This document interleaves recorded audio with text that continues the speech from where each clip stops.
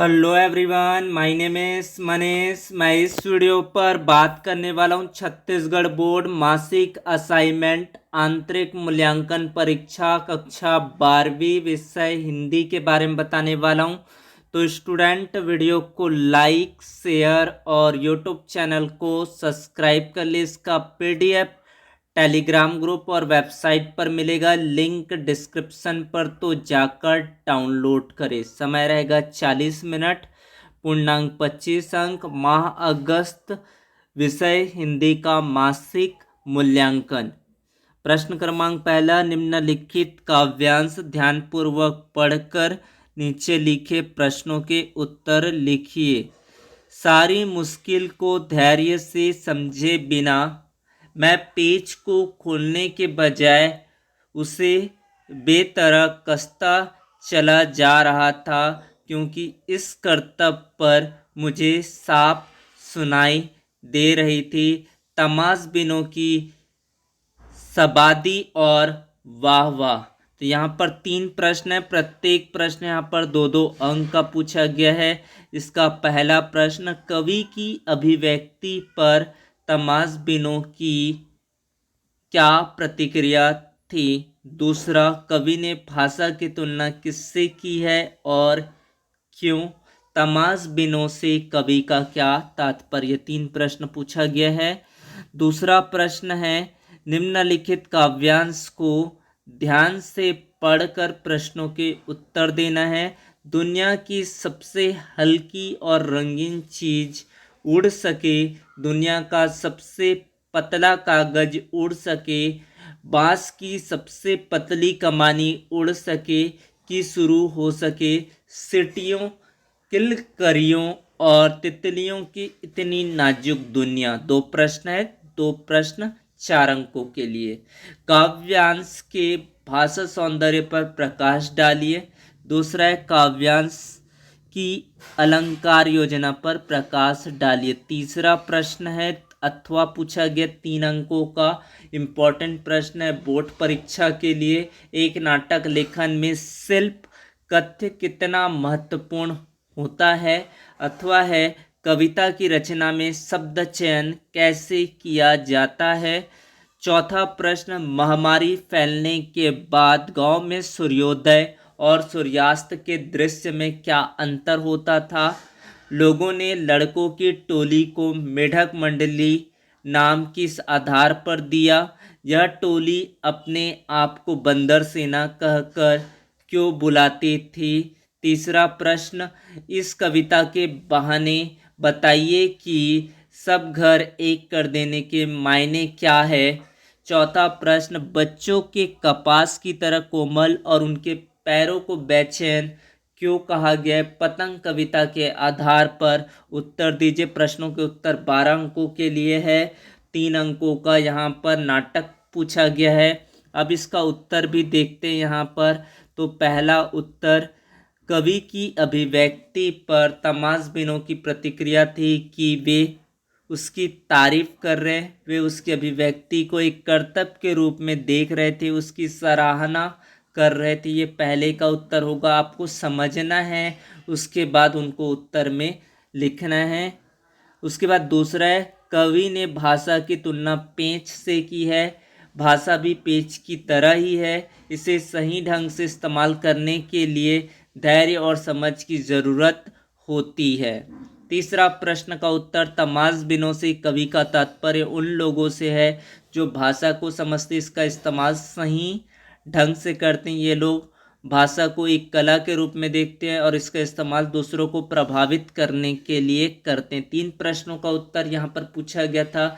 इनका उत्तर यहाँ से आप पॉज कर लीजिए, स्क्रीनशॉट ले लेना है। फिर है आपका प्रश्न क्रमांक दूसरा, काव्यांश को पढ़कर प्रश्नों के उत्तर लिखना है। काव्यांश के भाषा सौंदर्य पर प्रकाश डालिए। काव्यांश में प्रयुक्त भाषा सरल, सहज और सुबोध है। शब्दावली का चयन अत्यंत सावधानी से किया गया है, जो काव्यांश के भाव को पूरी तरह से व्यक्त करता है। उसके बाद दूसरा है, काव्यांश में निम्नलिखित अलंकार प्रयुक्त हुए अनुप्रास, दुनिया की सबसे हल्की और रंगीन चीज उड़ सके, पंक्ति में हल्की और रंगीन शब्दों में अनुप्रास अलंकार है। रूपक अलंकार, दुनिया का सबसे पतला कागज उड़ सके, कागज को उड़ते हुए दिखाया गया जो कि रूपक अलंकार है। बांस की सबसे पतली कमानी उड़ सके, कमानी को उड़ते हुए दिखाया गया यहाँ पर, तो यहाँ पर उत्प्रेक्षा अलंकार। उपमा की शुरू हो सके सीटियों, किलकरियों और तितलियों की इतनी नाजुक दुनिया, पंक्ति में सीटियों, किलकरियों और तितलियों की दुनिया को नाजुक बताया गया है, यानी कि तुलना किया गया है। उपमा अलंकार यहाँ पर है। इसका पीडीएफ डाउनलोड कर सकते हैं वेबसाइट से, आपको गूगल पर सर्च करना है परमेश्वरी मैम और वहाँ से आप पीडीएफ को डाउनलोड कर पाएंगे।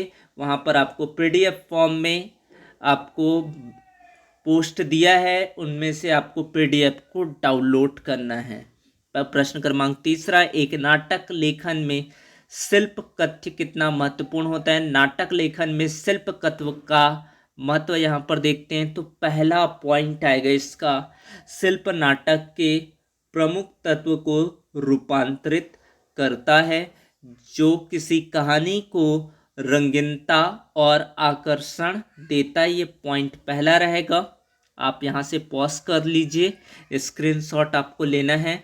यह चरित्रों के व्यक्तिगत प्रतिसाद और संवादों को साकार बनाता है, जिससे प्रदर्शन अधिक आकर्षक और अद्यतित होता है। इस तरह से आपको दूसरा पॉइंट लिखना है।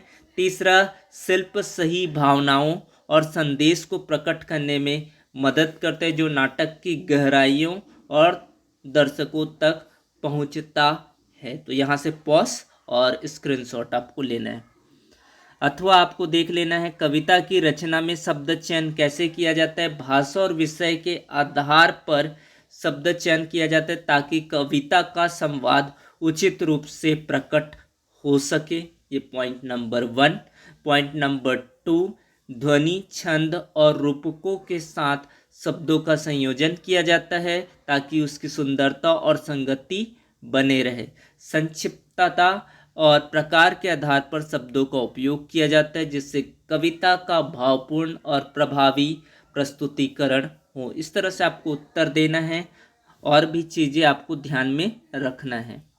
महामारी फैलने के बाद गांव में सूर्योदय और सूर्यास्त के दृश्य में क्या अंतर होता है। महामारी फैलने के बाद गांव में सूर्योदय और सूर्यास्त का दृश्य बहुत ही उदासी भरा होता है। लोग घरों में बंद रहते और बाहर निकलने से डरते हैं थे। सूर्योदय और सूर्यास्त के समय गांव सुनसान हो जाता था, केवल पक्षियों की आवाज़ें ही सुनाई देती थी। तो ये आपका उत्तर रहा। और भी आप लिख सकते हैं, जिसके माध्यम से उत्तर लिखना चाहते हैं बुक से गाइड की मदद से आप इन उत्तरों को लिख सकते हैं। उसके बाद है आपका अगला, लोगों ने लड़कों की टोली को मेढक मंडली नाम किस आधार पर दिया। यह टोली अपने आप को बंदर सेना कहकर क्यों बुलाती थी। लोगों ने लड़कों की टोली को मेढक मंडली नाम इसलिए दिया क्योंकि वे हमेशा शोर करते रहते थे, एक साथ रहते थे, वे एक दूसरे के साथ बहुत ही अच्छे दोस्त थे और हमेशा एक साथ खेलते थे। वे अपने आपको बंदर सेना कहकर इसलिए बुलाते थे क्योंकि वे बहुत ही चतुर और चंचल थे। वे हमेशा नई नई चीज़ें सीखते रहते थे और खेलते रहते थे। तो पॉज कर लीजिए, स्क्रीनशॉट ले लीजिए। इसका उत्तर भी आप अपने आधार पर दे सकते, गाइड से, या फिर अपने आधार पर इनके उत्तर को लिख सकते हैं। इस कविता के बहाने बताइए कि सब घर एक कर देने के माने क्या है। यानी कि कविता के बहाने सब घर एक कर देने के माने हैं कि सभी लोग एक दूसरे के साथ भाई बहन की तरह रहे, सभी लोग एक ही घर में रहते हैं, एक ही परिवार के सदस्य हैं, इसलिए सभी को एक दूसरे के साथ प्रेम और सम्मान से रहना चाहिए। तो इस तरह से आपको कविता को पढ़ते हुए और कविता के प्रश्नों को उत्तर अपने आधार पर लिख सकते हैं। चौथा प्रश्न, बच्चों के कपास की तरह कोमल और उनके पैरों को बेचैन क्यों कहा गया है। पतंग कविता के आधार पर उत्तर देना है। बच्चों के पैर बेचैन होते हैं क्योंकि वे हमेशा कुछ ना कुछ करने के लिए उत्सुक रहते हैं। वे हमेशा खेलना चाहते हैं, नए नए अनुभव करना चाहते हैं। वे बहुत ही जिज्ञासु होते हैं और हमेशा नई चीज़ें सीखना चाहते हैं। बच्चों के पैर कपास की तरह कोमल होते हैं क्योंकि वे बहुत ही नाजुक होते हैं। वे चोट लगने से बहुत जल्दी डरते हैं। बच्चे बहुत ही प्यारे होते हैं, उनके पैर कपास की तरह कोमल होते हैं। तो इस तरह से आपको हिंदी का उत्तर बताया गया। वीडियो को क्या करना है, आपको लाइक कर देना है, शेयर करना है और टेलीग्राम ग्रुप को ज्वाइन कर लेना है, जिसका लिंक आपको डिस्क्रिप्शन पर मिलेगा। तो thank you for watch the video, subscribe the channel.